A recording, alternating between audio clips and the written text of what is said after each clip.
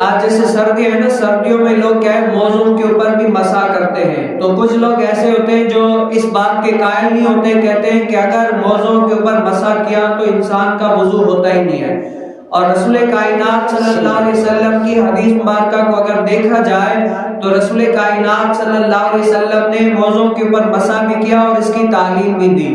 اور وہ موزے جو عام آج کل کے اعتبار سے پہنتے ہیں وہ والے موزے نہیں، پہلے کے دور میں جو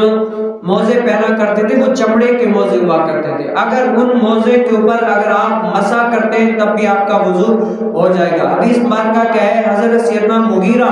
بن شعبہ رضی اللہ تعالی عنہ سے روایت ہے کہ ایک مرتبہ رسول کائنات صلی اللہ علیہ وسلم نے غزوہ تبوک میں مجھ سے پانی مانگا، تو میں گیا رسول کائنات صلی اللہ علیہ وسلم کے لیے وضو کے لیے پانی لایا، تو حضور علیہ السلام رفع حاجت کے لیے گئے، واپسی آئے تو میں نے اپنے نبی کریم صلی اللہ علیہ وسلم کو نا وضو کرایا۔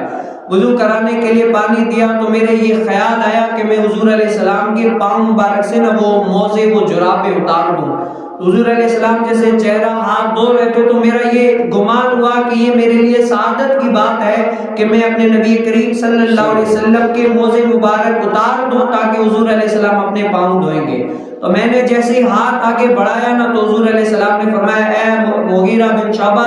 موزے رہنے دو، کیونکہ میں نے یہ موزے کیا ہے وضو کر کے پہنے ہیں، اب میں فقط ان موزوں پر مسح کروں گا،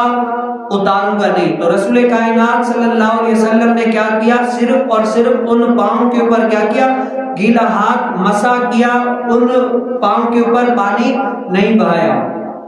اب یہ حدیث مبارکہ میں کیا سمجھاتی ہے کہ اگر آپ موضوع کے اوپر مسح کرنا چاہیں تو کر سکتے ہیں۔ رسول کائنات صلی اللہ علیہ وسلم کی تعلیم یہی ہے کہ اگر آپ موضوع کے اوپر مسح کرنا چاہیں تو کر سکتے ہیں۔ اور امام اعظم اور امام کرخی رحمت اللہ تعالی علیہ فرماتے ہیں کہ موضوع کے اوپر مسح کرنا یہ صحیح ہے، اور تقریباً امام اعظم رحمت اللہ تعالی علیہ موضوع کے اوپر مسح کرنا جائز ہے، اس کے متعلق 40 حدیث مبارکہ لے آتے ہیں اس کے جواز میں۔ کچھ لوگ کہتے ہیں کہ نہیں جائز نہیں ہے، اگر آپ نے موضوع کے اوپر مسح کیا تو آپ کا وضو نہیں ہوگا، لیکن امام اعظم رحمت اللہ تعالی علیہ جن کے ہم تقلید کرتے ہیں، جن کے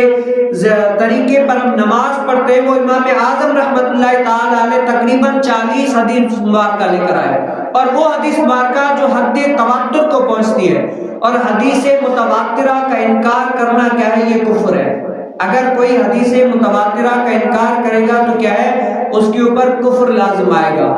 تو امام اعظم رحمت اللہ تعالی علیہ نے کیا ہے اس کے جواز کی بہت ساری صورتیں نکالی، کیا ہے کہ یہ موضوع کے اوپر اگر کوئی مسح کرتا ہے تو جائز ہے۔ اور آج بہت سارے سے لوگ ہیں نا جو اپنے آپ کو کیا کہلاتے ہیں، حنفی کہلاتے ہیں، کہ ہم کیا ہیں، حنفی ہیں، لیکن کیا کریں کہ ہم موضوع کے اوپر مسح کے قائل نہیں ہے۔ تو آپ ان سے کہہ سکتے ہیں کہ بتاؤ جن کے طریقے پر تم نماز پڑھ رہے ہو، جن کے طریقے پر تم وضو کر رہے ہو، ہر بات امام اعظم کی مانتے ہو اور کہتے بھی ہو کہ میں حنفی ہوں، لیکن امام اعظم فرماتے ہیں کہ میں موضوع کے اوپر مسح کرنے کا قائل ہوں، لیکن کیا ہے ایسی کون سی یہ حنفی تم کہلائے جو امام اعظم تو فرما رہے ہیں کہ میں موضوع کے اوپر مسح کرنے کا قائل ہوں لیکن آپ کہہ رہے نہیں ہو، تو آپ کون سے حنفی ہو گئے؟ یہ آپ اس کو کہہ سکتے ہیں، یہ یعنی بندہ کہہ سکتا ہے۔ امام اعظم رحمت اللہ تعالی علیہ نے فرمایا کہ جو بندہ موضوع کے اوپر مسح کرنے کا قائل نہیں ہے نا وہ بدعتی شخص ہے، اور اس کے کفر پر مرنے کا کیا ہے، یہ خدشہ ہے، اس کے کفر پر مرنے کا خدشہ ہے۔ اسی طریقے سے آج بہت سارے ایسے لوگ کہتے ہیں امام اعظم کو کہتے ہیں کہ ہم جی امام اعظم کے پیروکار ہیں، لیکن کر اپنی منمانی ہوتے ہیں۔ اسی طریقے سے حالات حاضرہ کو دیکھا جائے، ایسے کچھ لوگ ہیں جو کہتے ہیں کہ بھئی ہم اعلیٰ حضرت کی شمشیر ہیں، کیا ہیں، ہم اعلیٰ حضرت رحمت اللہ تعالی علیہ کی شمشیر ہے، لیکن کیا ہے جب سنو تو اعلیٰ حضرت کا ایک موقف ہے، ہم وہ کہتے ہیں نہیں جی ہمارا دوسرا موقف ہے۔ افضلیت شیخین کے بارے میں اعلیٰ حضرت رحمت اللہ تعالی علیہ فرمائے کہ میرا موقف یہ ہے، اور دوسرے حضرات کہے نہیں جی میرا موقف یہ ہے۔ ایمان ابو طالب کے بارے میں اعلیٰ حضرت فرمائے کہ میرا موقف یہ ہے، لیکن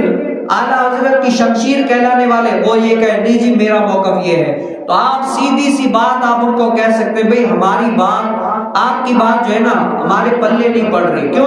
کیونکہ آپ کچھ کہہ رہے ہیں اور جن کی آپ نام شمشیر کہلا رہے ہیں وہ کچھ کہہ رہے ہیں. اسی طریقے سے امام اعظم رحمت اللہ تعالی علیہ کچھ فرما رہے ہیں اور کچھ لوگ ایسے اپنے آپ کو حنفی بھی کہلاتے ہیں لیکن امام اعظم رحمت اللہ تعالی علیہ کے عقائد و نظریات اور افکار اور مسائل کا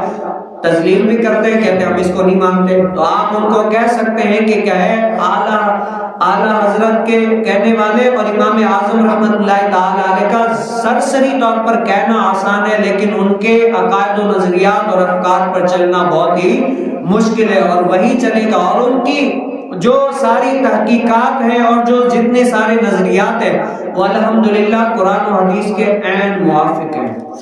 اور یہ سارے عقائد و نظریات کیا ہے؟ صراط مستقیم پر گامزن ہے. جو بندہ ان نظریات پر چلے گا تو کیا ہے؟ صراط مستقیم پر چلے گا.